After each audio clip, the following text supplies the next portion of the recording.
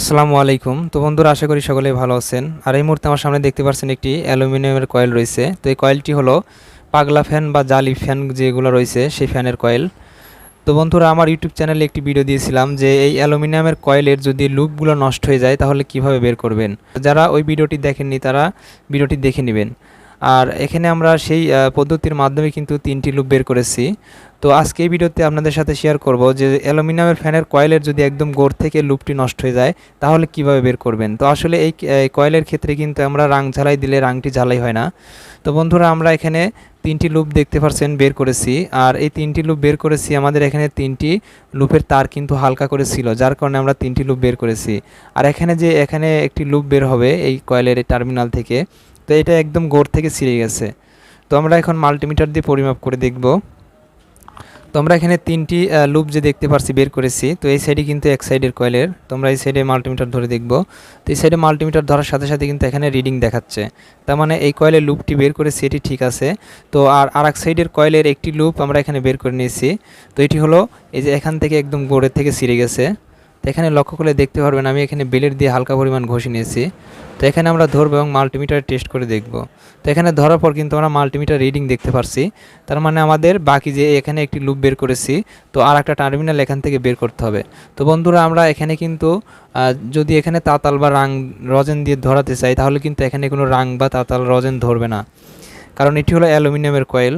তো আজকে ভিডিওটি স্কিপ করবেন না, শেষ পর্যন্ত দেখতে থাকুন, তাহলে আপনারা বুঝতে পারবেন যে কোনো ধরনের অ্যালুমিনিয়ামের কয়েলের যদি কয়েলের গোড় থেকে একদম লুপগুলো ছিঁড়ে যায় তাহলে কিন্তু আপনারা সহজে বের করে নিতে পারেন। তো কয়েলের তারটি বের করার জন্য আমাদের প্রয়োজন হবে এখানে কিছু পরিমাণে তামার তার। তো এই তামার তারটি হলো 34 নাম্বার, যে তারটা দিয়ে আমরা সিলিং ফ্যানের কয়েলগুলো উইন্ডিং করে থাকি। তো এখানে আমি 34 নাম্বার তামার তার নিয়েছি। আর তারের এখানে কিছুটা অংশ আমরা এই বেলের দিয়ে কিন্তু এর যে উপরের ইনসুলেটর থাকে, তো এটি আমরা চেষে একদম ক্লিয়ার করে নিয়েছি।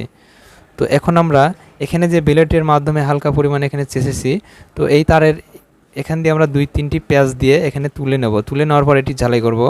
তো আমি যে স্টেপের মাধ্যমে এখন করব সেই সেমভাবে কিন্তু আপনাদের এই কাজটি করতে হবে। তো সেমভাবে করলেই কিন্তু আপনাদের কাজটি হয়ে যাবে। তো আমরা এই তারটি এখান দিয়ে পেঁচিয়ে নিচ্ছি। তো আমরা 2 থেকে 3টা প্যাচ এখান দিয়ে উঠাই নেব।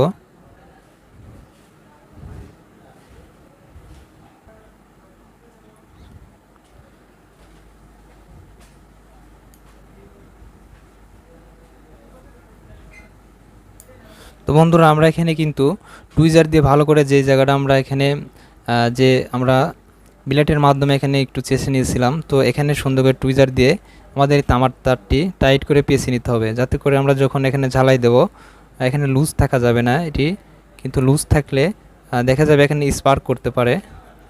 তো আমরা এখানে টাইট করে লাগিয়ে নিয়েছি। তো এই যে এখানে দেখতে পাচ্ছেন আমরা বেলেট দিয়ে কিন্তু হালকা পরিমাণ ঘষে নিয়েছিলাম, এর উপর দিয়ে আমরা এখানে 34 নাম্বার তামার তার আমরা শেষে এখান দিয়ে লাগিয়ে নিয়েছি। তো এখন আমরা রাং এবং রজেন এখানে ভরাইয়া ঝালাইটি দিয়ে দেবো। তো এখানে আমরা কিছু পরিমাণ রজেন লাগিয়ে নিচ্ছি। তো যে স্থানে আমরা পরিষ্কার করেছিলাম সেম ওই স্থানে কিন্তু রজেনটি লাগাতে হবে। তো রজেন আর রাং লাগিয়ে আমরা যদি এখন ওখানে ঝালাইটি দেই তাহলে কিন্তু ঝালাইটি সহজেই লেগে যাবে।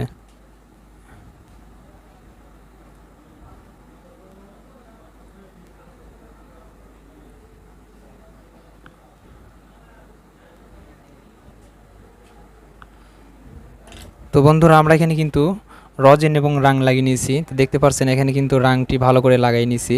তো যেখানে আমরা ব্লেড দিয়ে পরিষ্কার করে নিয়েছিলাম এখানে যে অ্যালুমিনিয়ামের কয়েলটা, সেখানে কিন্তু আমরা এখন দেখতে পাচ্ছি রাং এবং রজেন দেওয়ার পর এখানে লেগে আছে। তো বন্ধুরা, এখন আমরা মাল্টিমিটার দিয়ে টেস্ট করে দেখব যে লুপটি আমরা বের করলাম সেই লুপের কানেকশনটি আমরা টেস্ট করে দেখব। তো এই সাইডে আমরা যে লুপটি প্রথমে বের করেছিলাম, তো সেই লুপের কানেকশনটি আমরা দেখেছি মাল্টিমিটার দিয়ে। তো আবারও দেখে নিচ্ছি। তো এই লুপটি কিন্তু ঠিক দেখাচ্ছে, এখানে রিডিংটি কিন্তু ঠিক দেখাচ্ছে। তো আমরা এই সাইডে যে লুপটি এখন বের করলাম তো সেটি পরিমাপ করে দেখব।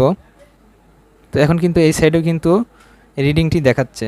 তো বন্ধুরা, আমি যে স্টেপটি দেখালাম আপনাদের যে অ্যালুমিনিয়াম কয়েলের লুপ একদম ছিঁড়ে গেলে ভিতর থেকে যেভাবে বের করবেন, তো এইভাবে বের করে কিন্তু আপনারা এই ধরনের কয়েলটি চালিয়ে নিতে পারেন।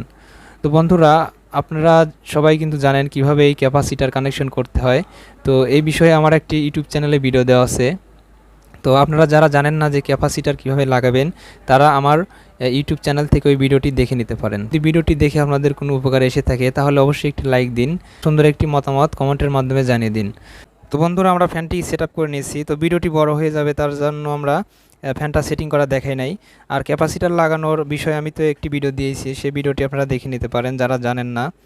আর এখানে আমরা ফ্যানের লুপের দুটি কয়েল আমরা সিরিজ করে এখানে একটি নেগেটিভ লাগাইছি, তো এই বিষয়ে আমরা একটি ভিডিও দিয়েছি, তো যারা জানেন না তারা ভিডিওটি দেখে নিতে পারেন। তো এখন আমরা ফ্যানের এখানে একটি এসি কর্ড লাগিয়ে নিয়েছি, তো আমরা এসি কর্ডটি এখন মেইন লাইনে ইনপুট করে আমরা ফ্যানটি টেস্ট করে দেখব। তো আমি মেইন লাইনে ইনপুট করে দিচ্ছি। তো মেইন লাইনে ইনপুট করে দেওয়ার পরে কিন্তু আমরা দেখতে পাচ্ছি ফ্যানটি কিন্তু ঘুরছে। তো আশা করি ফ্যানটি বেশি দিন লাস্টিং করবে। তো বন্ধুরা ভিডিওটি ভালো লাগলে অবশ্যই একটি লাইক দিবেন, আর এই ধরনের নতুন নতুন ভিডিও পেতে আমাদের চ্যানেলটি সাবস্ক্রাইব করে পাশে থাকা বেল আইকনটি বাজিয়ে দিবেন। তো আজ এ পর্যন্তই, দেখা হবে নেক্সট কোনো ভিডিওতে।